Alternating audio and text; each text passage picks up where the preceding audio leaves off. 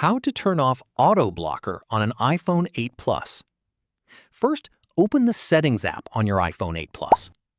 However, there is an important thing to know. Unlike some Android phones, the iPhone 8 Plus does not have a feature called auto blocker. So if you search through settings and cannot find auto blocker, that's completely normal. If you're trying to prevent unknown calls from being silenced, then tap Phone in the settings. Look for Silence Unknown Callers. If this option is turned on, tap it and turn it off. You can also check your blocked contacts on Settings, and then tap Blocked Contacts. If a number is blocked, you can tap Edit and remove it from the blocked list. And that's it.